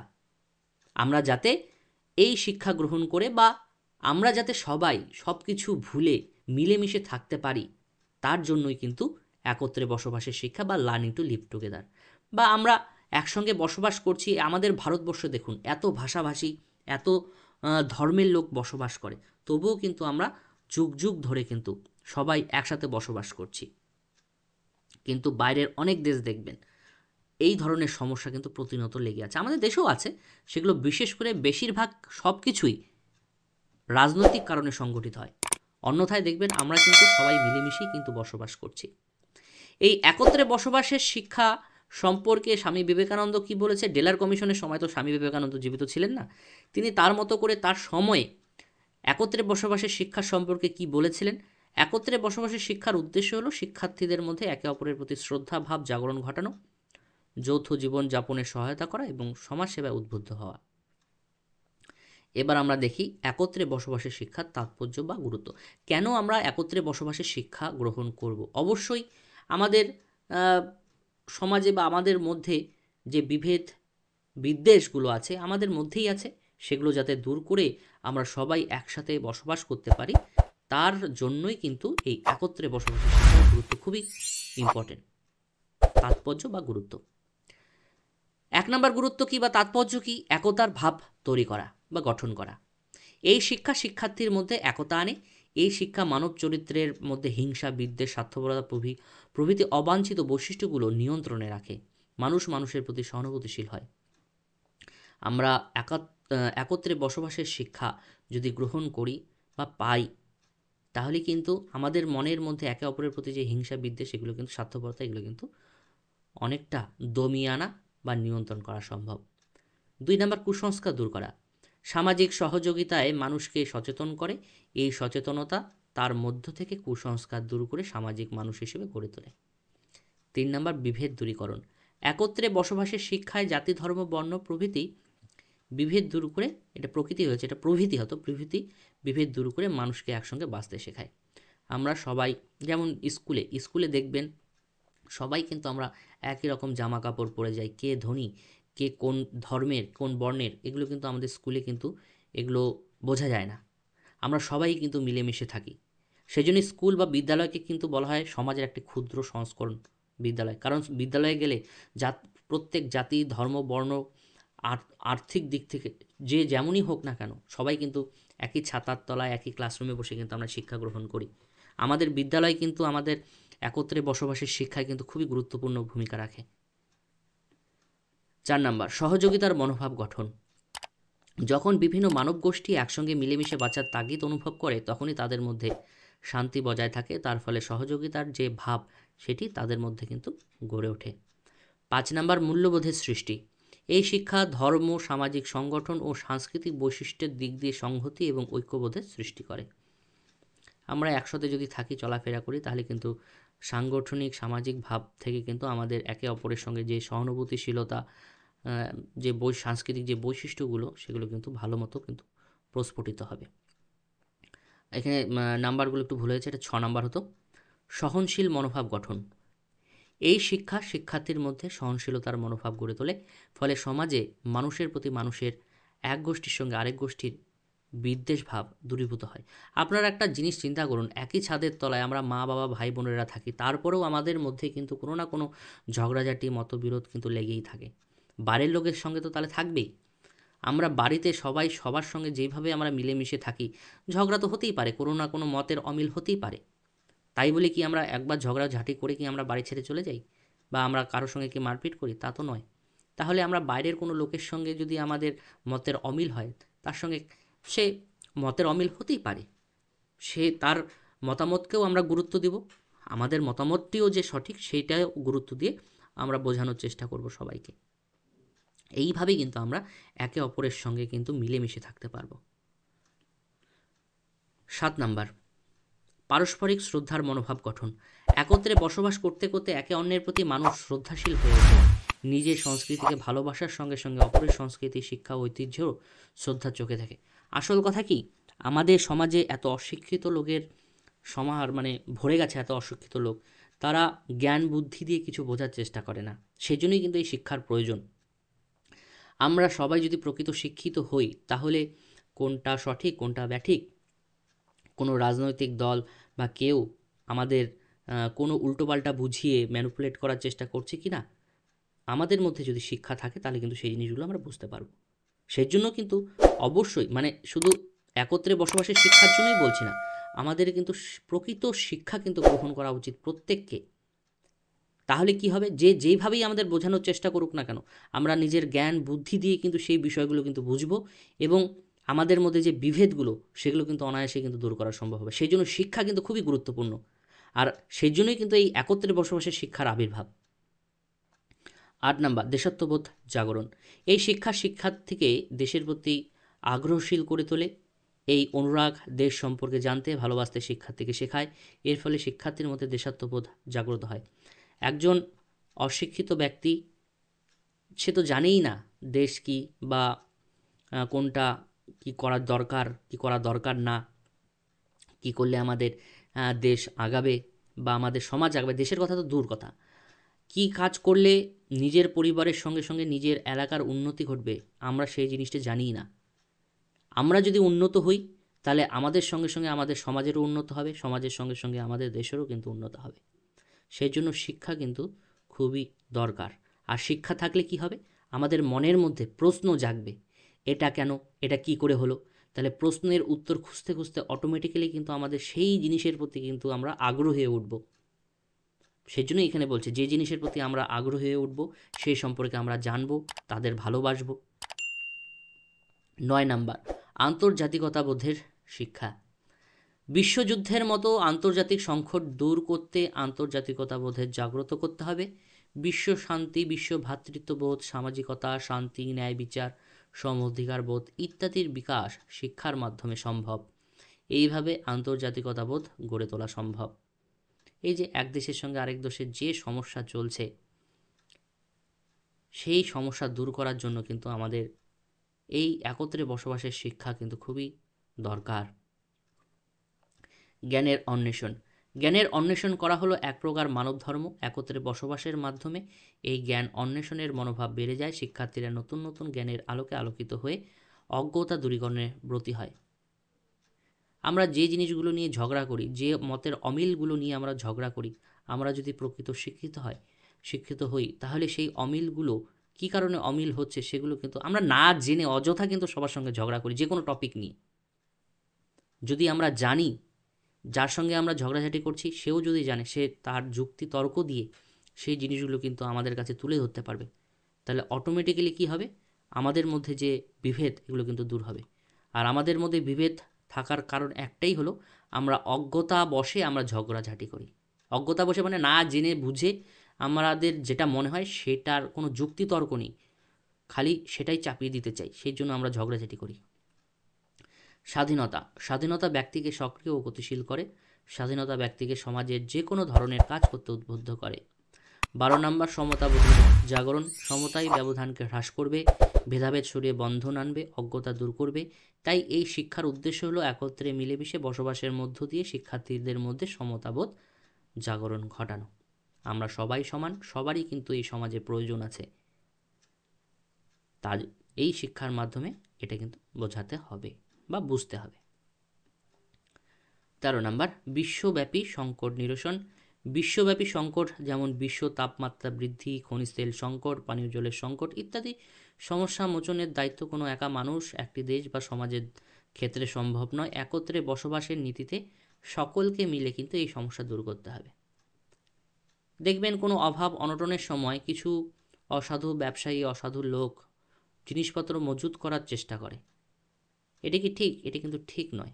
তাহলে একটা সমাজ যদি ঠিকমতো চলাতে হয়, তাহলে কিন্তু আমাদের সবাইকে কিন্তু সমানভাবে কিন্তু এগিয়ে আসতে হবে। একজন এগিয়ে আসলো আরেকজন এগোবে না, তাহলে কিন্তু সমস্যা কোনোদিনই দূর হবে না।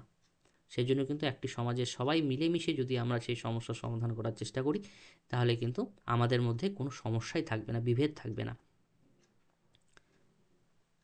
14 নম্বর, একত্রে কাজের অনুপ্রেরণা। একত্রে বসবাসের শিক্ষায় সহযোগিতার মনোভাবের জন্যই সমাজের বিভিন্ন সদস্যগণ তাদের নিজেদের মধ্যেকার মতবিরোধ ভুলে আত্মসন্তুষ্টির সঙ্গে সামাজিক উদ্দেশ্য পূরণের জন্য একত্রে কাজ করতে অনুপ্রাণিত হয়। এবার দেখে নিই একত্রে বসবাসের শিক্ষায় বিদ্যালয়ের ভূমিকা। বিদ্যালয় কি করবে? বিশ্ব শান্তি ও বিশ্ব ভ্রাতৃত্ববোধ জাগরণ করার শিক্ষা প্রদান করবে। আমরা একটু আগেই বলছিলাম, একটি স্কুল একটি সমাজের ক্ষুদ্র সংস্করণ। স্কুলে একই রকম ড্রেস পরে আসতে হবে। এর মাধ্যমে কি বোঝা যায়? যে আমরা সবাই সমান। কে কোন ধর্মের, কার আর্থিক অবস্থা কেমন, কারো খারাপ কারো ভালো, এগুলো কিন্তু স্কুলে কিন্তু দেখা হয় না। সবাই স্কুলের নজরে সমান, সে যে ধর্মের যে বর্ণেরই লোক না হোক না কেন। তাদের এমনভাবে শিক্ষা দিতে হবে যাতে বিশ্ব শান্তি ও বিশ্ব ভ্রাতৃত্ববোধের জাগরণ হয় তাদের মধ্য থেকে। সেজন্য অনেক সময় দেখবেন একে অপরের সঙ্গে এমন কিছু কাজ দেওয়া হয় যাতে সবাই মিলে গ্রুপ করে সেই কাজটি সম্পন্ন করতে হয়। তাহলে কি হবে, নিজেদের মধ্যে নিজেদের যে বিভেদ সেটি কিন্তু দূর হবে। একসঙ্গে কাজ করার যে মানসিকতা, একসঙ্গে থাকার যে মানসিকতা, সেটি কিন্তু গড়ে উঠবে। 2 নম্বর, জীবনাদর্শ ভিত্তিক মূল্যবোধ সৃষ্টি করা। 3 নম্বর, জাতীয় ঐক্যবোধ গড়ে তোলা। ভারতবর্ষের বৈচিত্র্যের মধ্যে ঐক্য হলো প্রধান আদর্শ। জাতি, ধর্ম, বর্ণ, লিঙ্গ নির্বিশেষে সকলের সমান অধিকার। এই বোধ শিক্ষা দ্বারা জাগ্রত করতে হবে। ধর্ম, বর্ণ, ভাষাগত পার্থক্য থাকলেও সকলের মধ্যে ঐক্যবোধ গড়ে তোলাই হলো শিক্ষার প্রধান উদ্দেশ্য। এই যে জীবন দর্শন ভিত্তিক মূল্যবোধ সৃষ্টি করা, এটা যেটা বলছিলাম, এখানে কি যে আমাদের দেশে কৃষ্টি, সংস্কৃতি, ঐতিহ্যের সঙ্গে অন্য দেশের কিন্তু অনেক বিভেদ থাকে। সেই বিভেদগুলো কিন্তু আমাদের দূর করতে হবে শিক্ষার মাধ্যমে। আমাদের বুঝতে হবে তাদের সঙ্গে আমাদের বিভেদগুলো কেন, তাদের ভৌগোলিক অবস্থান, তাদের সেখানকার বাদবাকি আর সব কিছু মিলে কেন এই যে আলাদা, এগুলো শিক্ষার দ্বারা আমাদের যে সংকীর্ণ চিন্তাভাবনাগুলোকে উন্মুক্ত করতে হবে।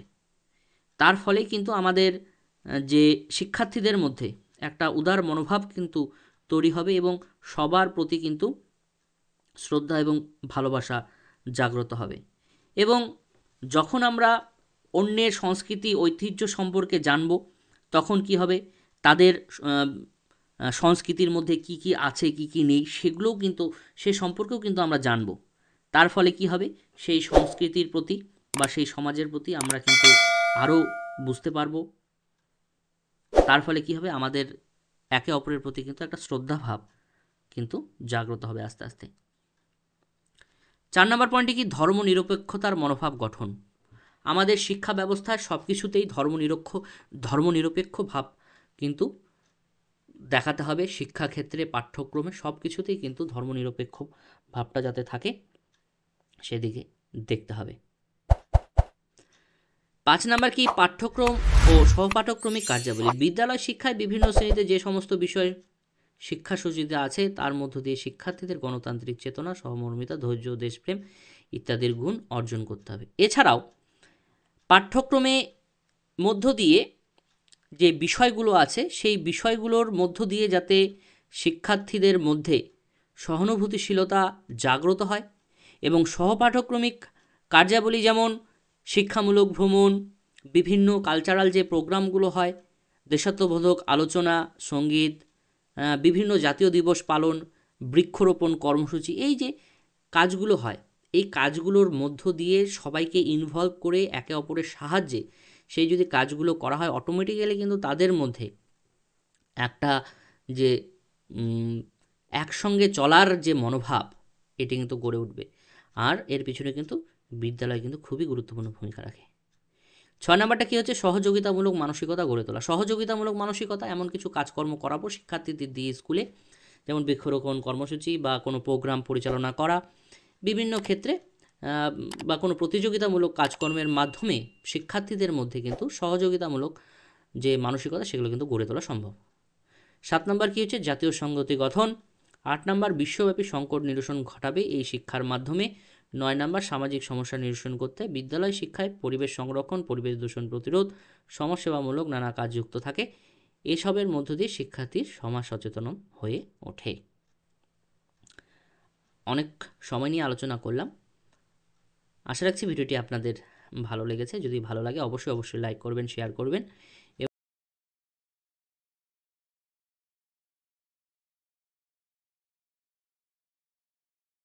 নমস্কার।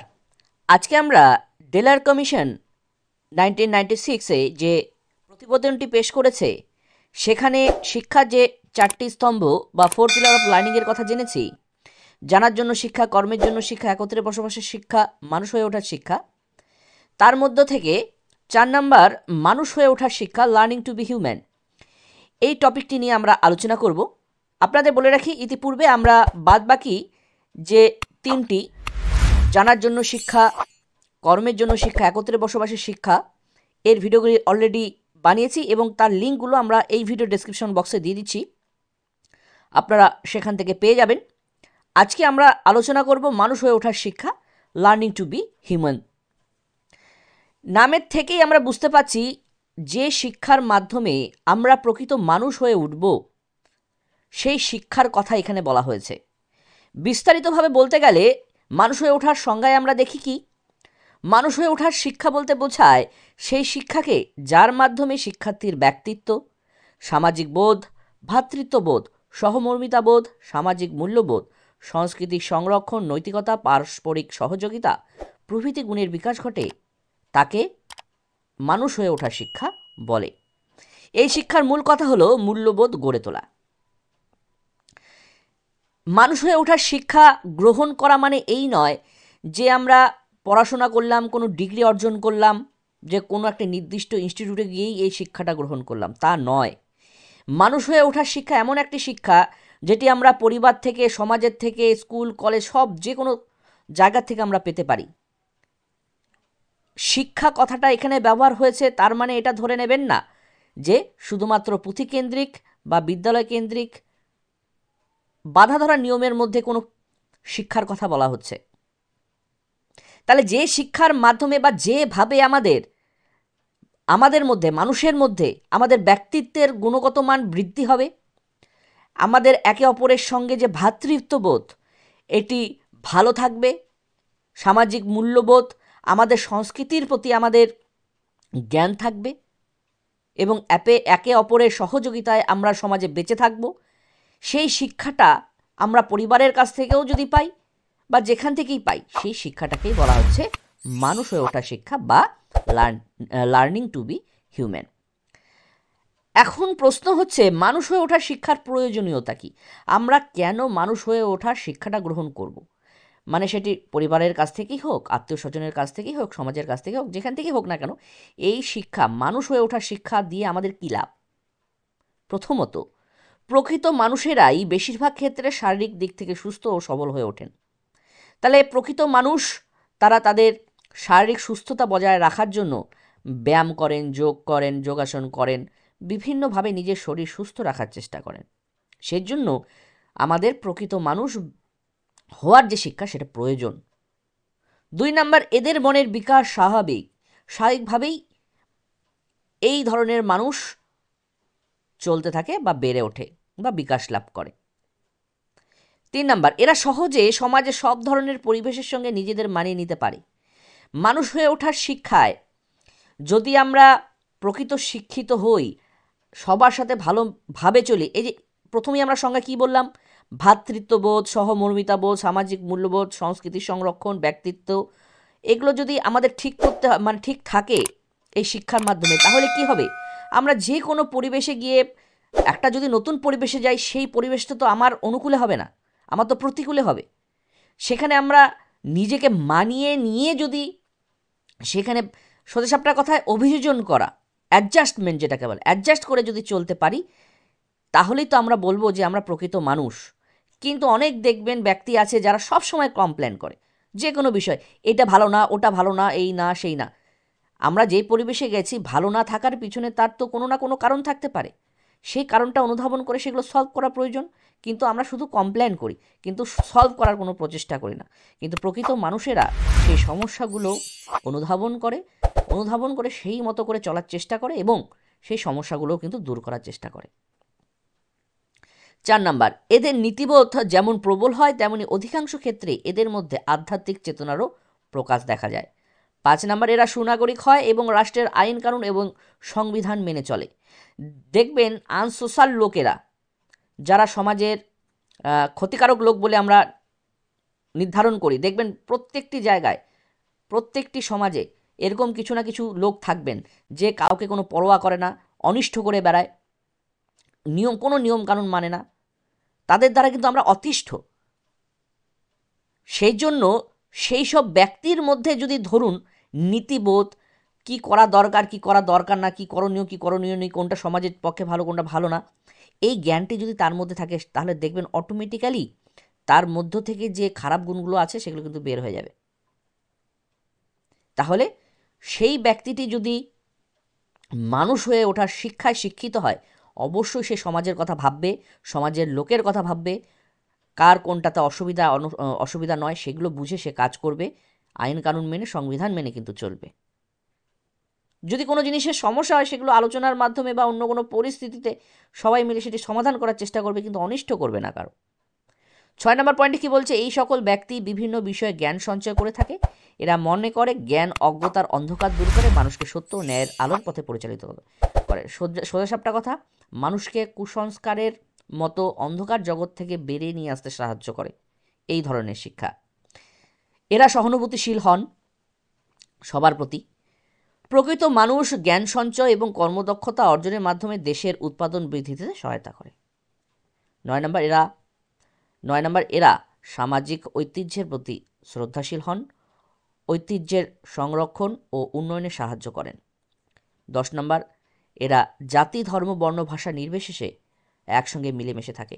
বর্তমান সমাজে দেখবেন আগাগোড়াই আমরা দেখছি আমাদের সমাজে আমাদের জাতিগত, বর্ণগত, উঁচু নিচু, ভাষাগত, আর্থিক দিক থেকে কেউ ধনী কেউ গরিব, এই সব ভাগাভাগি নিয়ে আমরা একে অপরের সঙ্গে আলাদা হয়ে যাচ্ছি দিন দিন।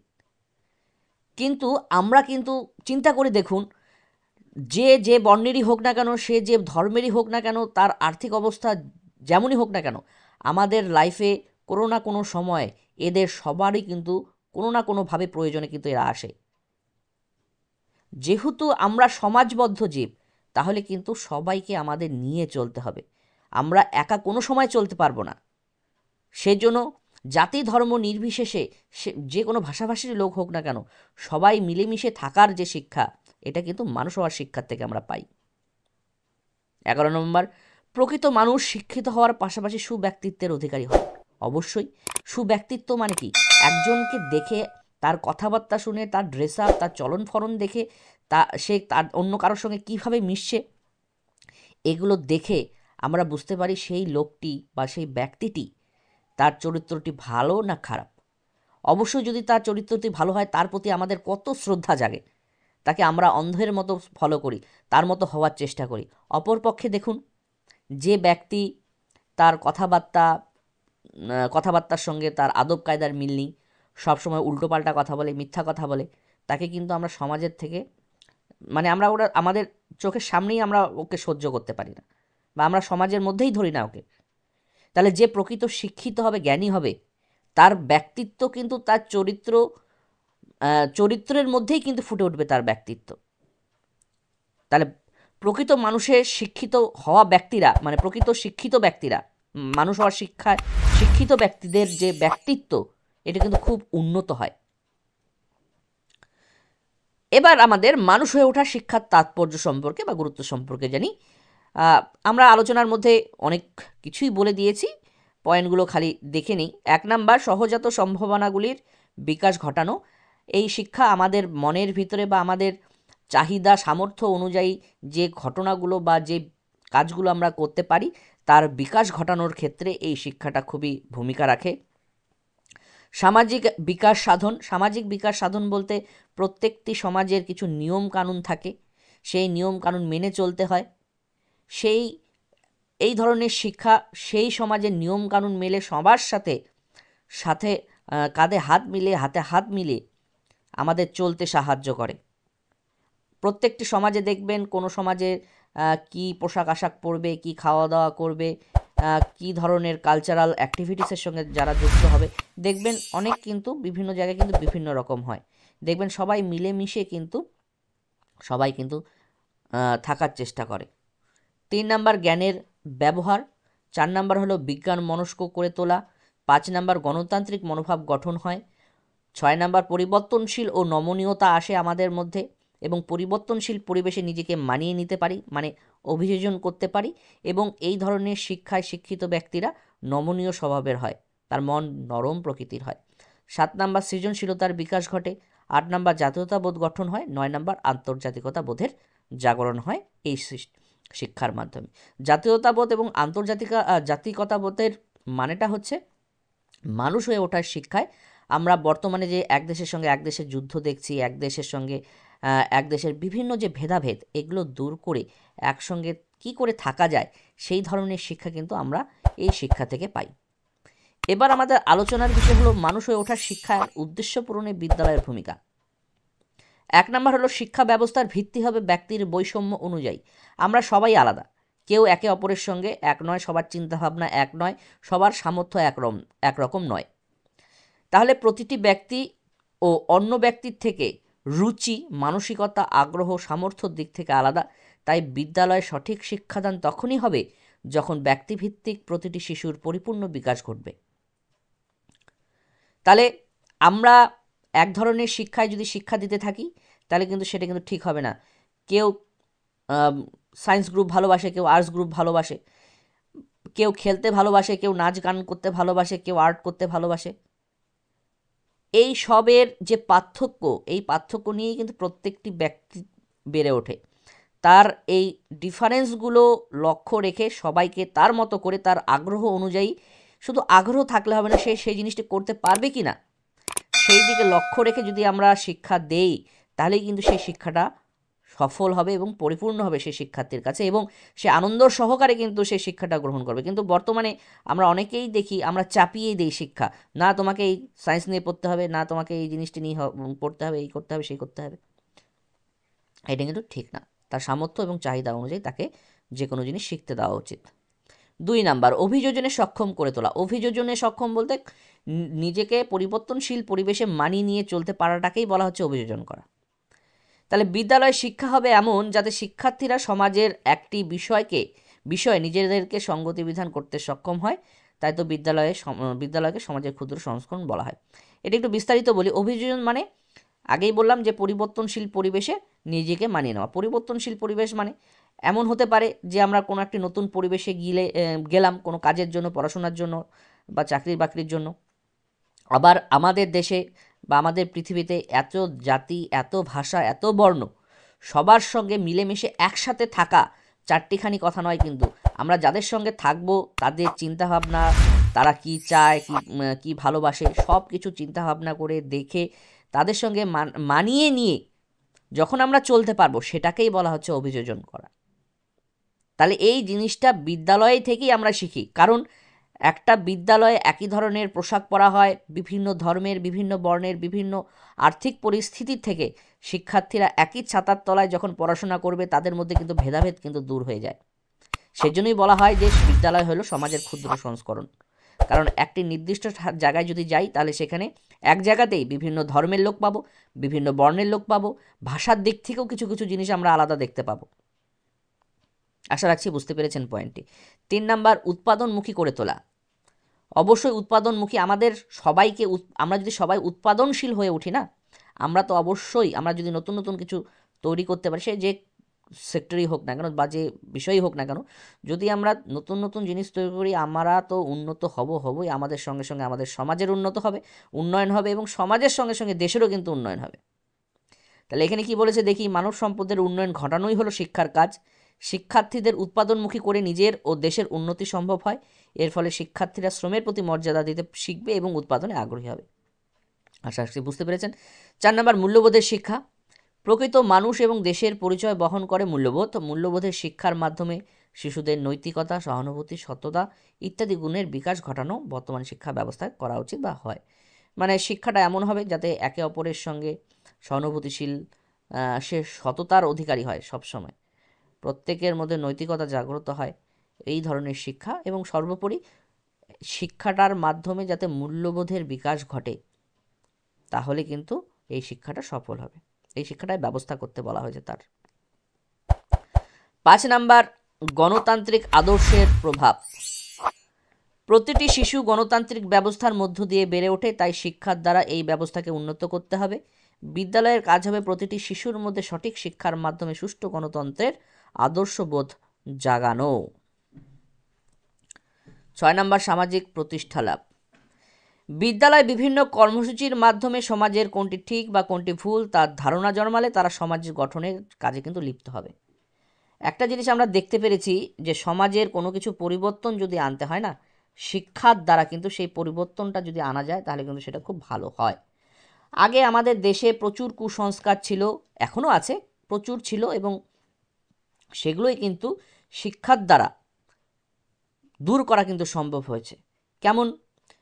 বিভিন্ন কুসংস্কারগুলো আমরা স্কুলের নাটকের মাধ্যমে, বিভিন্ন দার্শনিকেরা, বিভিন্ন কবি সাহিত্যিকেরা তাদের গল্পের মাধ্যমে, কবিতার মাধ্যমে, তাদের লেখনীর মাধ্যমে, এবং সমাজে এমন কিছু কিছু কাজ আমরা করেছি যে উচ্চ বর্ণের সঙ্গে নিচু বর্ণের যে ছোঁয়াচের সমস্যা, ছোঁয়াছুঁয়ি হলে জাত নষ্ট হয়ে যাবে, অমুক তমুক, অনেক কিছু আমরা ইতিহাসে পড়েছি। এগুলো কিন্তু এখন নেই বললেই চলে। এগুলো কিন্তু আমরা বিভিন্নভাবে, বিভিন্ন কর্মসূচির মাধ্যমে, সমাজসেবামূলক কাজকর্মের মাধ্যমে আমরা কিন্তু এই যে পার্থক্যগুলো, সমস্যাগুলো কিন্তু আমরা দূর করেছি। বিদ্যালয় যেহেতু সমাজের একটা ক্ষুদ্র সংস্করণ, তা বিদ্যালয়ে যদি আমরা একে অপরের সঙ্গে মিলেমিশে একই ব্রেঞ্চে যদি বসি, আগে এমন একটা ছিল যে উচ্চ বর্ণের স্টুডেন্টরা নিচু বর্ণের স্টুডেন্টদের সঙ্গে বসবে না, একই চেয়ারে বা একই টেবিলে বসবে না, সেই জন্য আলাদাভাবে তাদের বসানো হতো। কিন্তু পরবর্তীকালে এই ভেদাভেদ দূর করার জন্য শিক্ষাক্ষেত্র থেকেই কিন্তু শুরু হয়েছে যে না, তোমাদের একসাথে বসতে হবে। শিক্ষাক্ষেত্র একটা হলো পবিত্র মন্দির, এখানে সবাই সমান, এই চিন্তাভাবনা নিয়ে শিক্ষায় যদি শিক্ষিত করি, আস্তে আস্তে বিদ্যালয় থেকেই কিন্তু এই ভেদাভেদ দূর হবে। সেজন্য সমাজের যে আজকে এই অবস্থা, মানে দিন দিন যে খারাপের দিকে যাচ্ছে, ধর্ম নিয়ে রেষারেষি, ধার্মিক কাজকর্ম নিয়ে রেষারেষি, তারপরে বর্ণের ব্যাপারগুলো অনেকটাই চলে গেছে। এগুলো কিন্তু বিদ্যালয় থেকেই যদি আমরা শুরু করি, আমরা যদি শুরু করি বিদ্যালয় থেকে দূর করা, তাহলে দেখবেন বিদ্যালয়ে যে জিনিসগুলো আমরা করছি এগুলো কিন্তু আস্তে আস্তে সমাজের মধ্যে প্রস্ফুটিত হবে। কারণ বিদ্যালয়ের শিক্ষার্থীরা তো একসময় বিদ্যালয় সমাপ্ত করে তো মানে স্কুলের টাইম শেষ হওয়ার পরে তো সে সমাজেই ফিরবে, তার সমাজেই ফিরবে। তাহলে সেই গুণগুলো কিন্তু আস্তে আস্তে তার সমাজের মধ্যে কিন্তু প্রস্ফুটিত হবে এবং তাদের সমাজগুলো কিন্তু উন্নত হবে। সেজন্য শিক্ষাক্ষেত্রে মানুষ হয়ে ওঠার শিক্ষাগুলো কিন্তু খুবই গুরুত্বপূর্ণ। 7 নম্বর এবং সর্বশেষ পয়েন্ট, জাতীয় বিকাশের সহায়ক।